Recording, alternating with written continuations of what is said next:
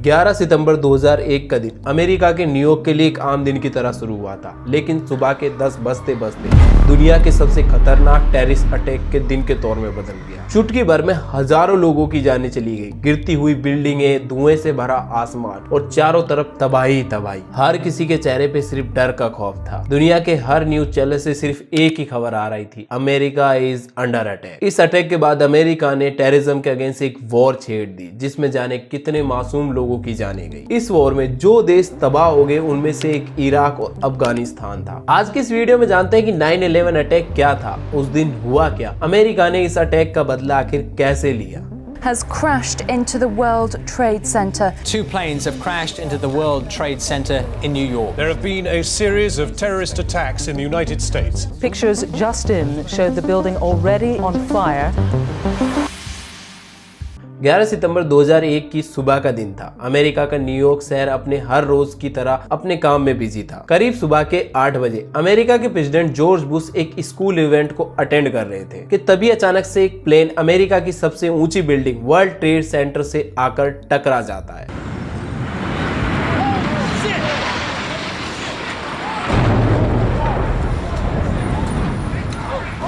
Not close enough right at this point.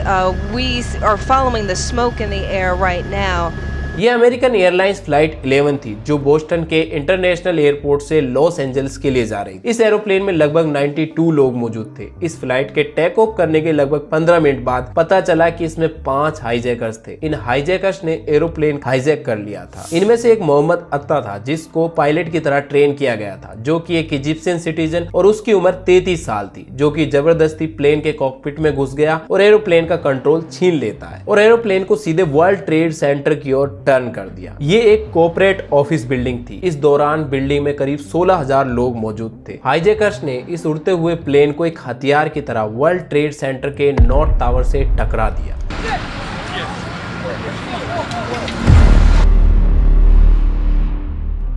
तभी America white house chief के staff George Bush को बताते हैं कि वर्ल्ड ट्रेड सेंटर पर अटैक हुआ है, लेकिन जॉर्ज बुश इस बात पर यकीन नहीं होता है। वो इसे एक एक्सीडेंट समझते हैं, क्योंकि उन्हें लगा नहीं कि कोई भला ऐसा कैसे कर सकता है, शायद उसे कोई हार्ट अटैक आया होगा।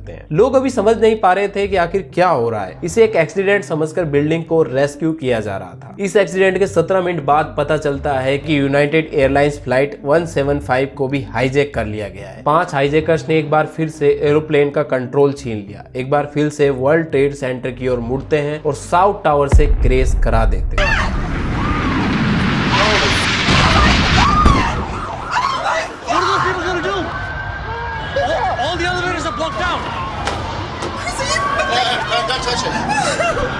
Oh my God.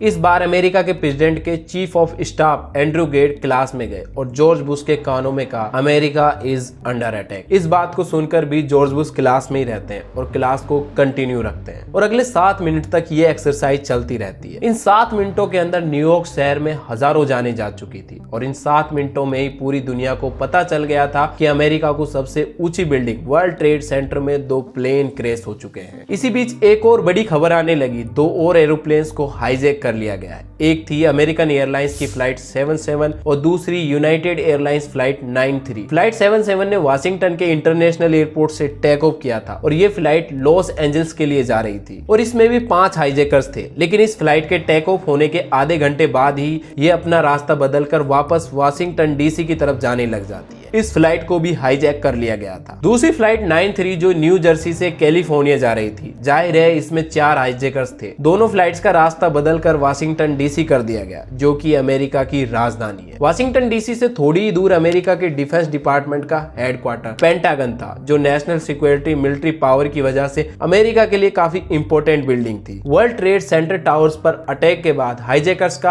अगला अटैक इसी बिल्डिंग पर होने वाला था। हाईजैकर्स ने फ्लाइट 77 को इस पेंटागन बिल्डिंग की तरफ मोड़ दिया और 9:37 AM पर फ्लाइट 77 को पेंटागन की बिल्डिंग से क्रैश करा दिया।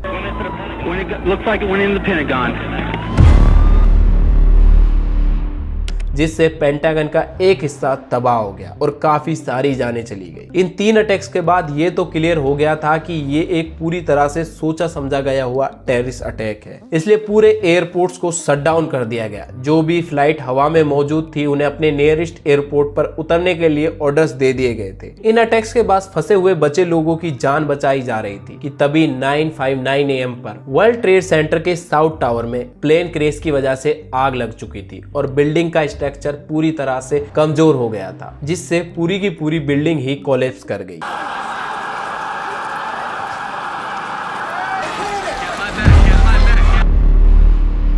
पूरी दुनिया न्यूयॉर्क की इन बिल्डिंग्स को तबाह होते हुए देख रही थी, जिनमें लोग मारे जा रहे थे। चारों तरफ अफरा तफरी और मौत और धुएं का बादल छाया हुआ था। इस पॉइंट ऑफ टाइम पर इंटरनेशनल स्पेस स्टेशन कनाडा के ऊपर से गुजर रहा था। कमांडर फ्रैंक कुलबर्टन स्पेस में जब वो न्यूयॉर्क शहर से 400 किलोमीटर दूर ऊपर से गुजरे तो उसने देखा कि उठता हुआ काला धुआं साफ दिखाई दे रहा था। जब उसने कैमरे को जूम किया तो उसने देखा कि पूरा मैनहट्टन का इलाका धुएं से भरा हुआ था। उसकी आंखों के सामने एक और दूसरा टावर कोलैप्स कर गया। जब वह दूसरी बार न्यूयॉर्क शहर से गुजरा तो तब एक भी एरोप्लेन हवा में नहीं था। सभी को नीचे उतारने का ऑर्डर दे दिया गया था। फ्रैंक कुलबर्टन ने कई फोन कॉल्स किए और पूछा कि आखिर नीचे हुआ क्या है। दूसरी तरफ से जवाब आता है कि आज का ये दिन अमेरिका के लिए अच्छा नहीं है। अभी भी एक और फ्लाइट 930 जो आसमान में उड़ रही थी। फ्लाइट 930 में मौजूद सभी पैसेंजर्स ने अपने फोन ऑन कर लिए थे, जिनसे उन्हें पता चल गया था कि आखिर न्यूयॉर्क के अंदर हो क्या रहा है। यहाँ पर सभी को लग रहा था कि ये प्लेन भी अमेरिका की किसी आइकॉनिक बिल्डिंग से टकरा जाएगा, लेकिन ये अभी भी सब सोच रहे थे कि वह कौन सी बिल्डिंग हो सकती है। वर्ल्ड ट्रेड सेंटर और पेंटागन के बाद अंदेशा लगाया गया कि अगला अटैक व्हाइट हाउस जो अमेरिका का प्रेसिडेंशियल हाउस था या फिर कैपिटल हिल बिल्डिंग जो अमेरिका की एक पार्लियामेंट की तरह थी, इनमें से हो सकती है। लेकिन इस फ्लाइट्स की पैसेंजर्स की ऑडियो रिकॉर्डिंग्स थी, जिनसे पता चलता है कि पैसेंजर्स ने बहादुरी दिखाते हुए हाईजैकर्स से फाइट बैक किया और प्लेन में बहुत शोर शराबा होने लगा। इन सब के बाद एग्जैक्टली पता नहीं चलता है कि प्लेन के अंदर क्या हुआ, लेकिन ये तो साफ हो गया कि इन पैसेंजर्स की बहादुरी की वजह से ये प्लेन अपने टारगेट पर पहुंचने से पहले ही एक खेत में क्रैश हो गया। लेकिन इन पैसेंजर्स की तो जान चली गई। इनकी वजह से कई और लोगों की जानें जरूर बच गई। 10:28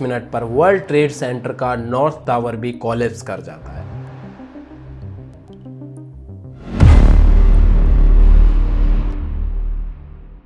अब तक इन एरोप्लेन्स में पेंटागन और वर्ल्ड ट्रेड टावर्स के अंदर जो भी थे और जो भी इन अटैक्स और इन टावर्स के आसपास थे, उनमें से अब तक करीब 3000 लोगों ने अपनी जानें गंवा दी और 6000 से ज्यादा लोग इंजर्ड हो गए। सुपर पावर कहे जाने वाला अमेरिका भी पहली बार टेररिज्म का शिकार हो गया और इसमें सबसे बड़ा फेलियर था अमेरिका की इंटेलिजेंस का। इस अटैक का इमीडिएट और एक सबसे बड़ा इम्पैक्ट हुआ कि इसने पूरे अमेरिका को एक साथ लाकर खड़ा कर दिया। अमेरिका की खुफिया एजेंसियों और अमेरिका के प्रेसिडेंट ने यह अनाउंस किया कि इस अटैक के पीछे ओसामा बिन लादेन था, जिसने अलकायदा ग्रुप के साथ मिलकर इस अटैक को करवाया था, जो कि अफगानिस्तान के अंदर अलकायदा ऑर्गेनाइजेशन को चला रहा था। लेकिन ओसामा बिन लादेन 16 सितंबर 2001 को स्टेटमेंट देता है, जिसमें वो इन सभी एलिगेशन से डिनाई कर देता है कि मैंने इस अटैक को नहीं करवाया। लेकिन अमेरिका ओसामा बिन लादेन को पकड़ने के लिए अफगानिस्तान के अंदर कई ऑपरेशंस चलाती है और खुफिया एजेंसियां ओसामा बिन लादेन के पीछे लग जाती है, लेकिन अमेरिका के हाथ कुछ भी नहीं लगा। कुछ टैप रिकॉर्ड्स और मिली, जिससे ये साफ हो गया कि अटैक के पीछे ओसामा बिन लादेन ही था। 2004 में अमेरिका के प्रेसिडेंट इलेक्शन के कुछ दिन पहले ओसामा बिन लादेन के एक टैप वीडियो रिकॉर्ड रिलीज करता है, जिनमें से वो 9/11 अटैक की पूरी रिस्पॉन्सिबिलिटी लेता है। इसके पीछे ओसामा बिन लादेन कई रीजंस को बताता है, जिनमें सबसे बड़ा रीजन ये था कि उसका मानना था कि अमेरिका पूरे दुनिया भर में मुसलमानों पर जुल्म कर रहा है, जिसको सबक सिखाने के लिए अमेरिका पर उसने ये अटैक करवाया था। अमेरिका की कई इंटेलिजेंस रिपोर्ट ने बताया कि 9/11 अटैक में जितने भी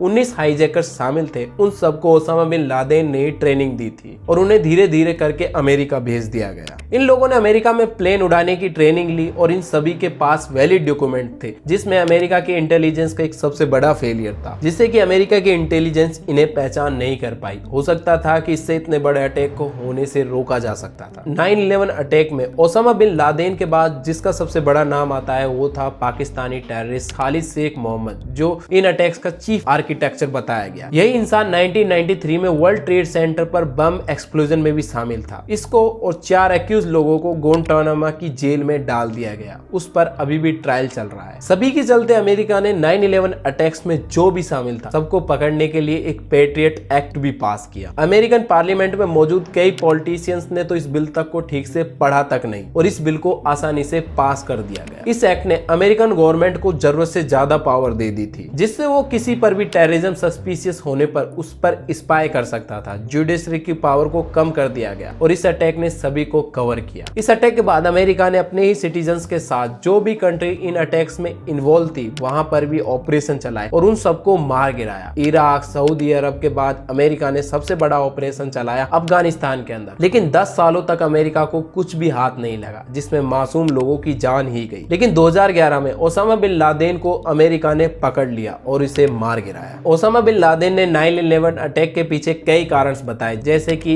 यूएसए का मिडिल ईस्ट में इंटरफेस करने लग रहा था। ओसामा का मानना था कि जहां कहीं भी मुसलमान थे अमेरिका वहां उन्हें अब्यूज कर रहा था। इराक, सऊदी अरब, इजराइल, लेबनान। लेकिन इस अटैक के बाद इन सभी जगह पर यह चीजें और भी ज्यादा देखने को मिली। अमेरिका ने अफगानिस्तान को इन्वेड किया, बल्कि इराक में मिलिट्री ऑपरेशन चला दिए और अमेरिका में इस्लामोफोबिया बहुत तेजी से राइज होने लगा। लोग मुसलमानों के नाम को सुनकर ही घबरा जाते। लोगों ने बताया कि कैसे यूएसए गवर्नमेंट ने पेट्रियट एक्ट का इस्तेमाल किया। गवर्नमेंट के अगेंस्ट बोलने वाले लोगों को चुप कराने के लिए इस कानून का इस्तेमाल किया गया। 9/11 के करीब 12 साल बाद विसल ब्लोअर एडवर्ड ने इस बारे में खौफनाक खुलासा किया था। दुनिया भर में यह खबर फैल गई कि अमेरिका सरकार कैसे स्पाई कर रही है। बिना किसी वारंट के, बिना किसी सबूत के, बिना लोगों को बताए सरकार किसी को भी जासूसी कर सकती थी और उसने किया। ओसामा ने कहा था कि मुसलमानों के साथ अब्यूज किया जा रहा है, इसीलिए वो बदला ले रहा है। 9/11 के बाद मुसलमानों पर अटैक्स और भी बढ़ गए। मुसलमानों और साउथ एशियन लोगों के खिलाफ जेनोफोबिया की एक नई लहर देखी जा रही थी। 2001 में मुसलमानों के खिलाफ 481 हेट क्राइम हुए। इतना ही नहीं, सिखों के खिलाफ कई हेट क्राइम भी हुए, क्योंकि कई नेशनलिस्ट सिखों की दाढ़ी और पगड़ी और ओसामा बिन लादेन की दाढ़ी और पगड़ी के बीच अंतर नहीं समझ सके। शायद ऐसी नफरत भरी हिंसा का पहला शिकार बलवीर सिंह सोडी था। इसके बाद कुछ सिख लोगों ने सिक्योरिटी कंसर्न्स के कारण अपनी दाढ़ी मुंडवा ली और पगड़ी पहनना बंद कर दिया। लेकिन मुसलमानों, सिखों और वास्तव में साउथ एशियन लोगों के खिलाफ हेट क्राइम और अब्यूज बढ़ते रहे। इन हमलों के बाद अमेरिका में डर बढ़ गया। कई लोगों को बिना किसी सबूत के गिरफ्तार कर जेलों में डाल दिया गया, टॉर्चर किया गया, बड़े पैमाने पर ह्यूमन राइट्स का अब्यूज देखा गया और अमेरिकी इसकी तरफ में थे। उन्होंने इसका सपोर्ट किया। उन्होंने सोचा कि उन पर निगरानी रखी जा रही है और जिन लोगों पर टॉर्चर किया जा रहा था वो लोग इनोसेंट थे और इनोसेंट लोगों को गिरफ्तार किया जा रहा था। टेररिज्म के खिलाफ लड़ाई में कई क्रिटिसिस्ट का दावा है कि अमेरिका का वॉर ऑन टेररिज्म था। इससे हुआ ये कि कई लोग टेररिज्म का रास्ता चुन रहे थे। कोई मजबूरी में चुन रहा था तो कोई बदले के लिए चुन रहा था। कुछ सालों पहले इस पर एक बॉलीवुड फिल्म आई थी न्यूयॉर्क, जिसमें दिखाया गया कि कैसे अमेरिका में इस अटैक के बाद मुसलमानों से ही नफरत हो गई। शक की बुनियाद पर उन्हें अरेस्ट कर दिया गया, टॉर्चर किया गया, जिससे टेररिज्म को टेररिज्म ने ही जन्म दे दिया। दोस्तों, इस अटैक के बाद इंडिया के ऊपर भी एक बहुत बड़ा टेररिस्ट अटैक हुआ था 26/11, जिसके ऊपर मैंने एक डिटेल से वीडियो बनाया है। उसका लिंक मैं डिस्क्रिप्शन में दे दूंगा, आप उस वीडियो को जरूर देखें और मुझे सपोर्ट करने के लिए चैनल को सब्सक्राइब जरूर कर दें।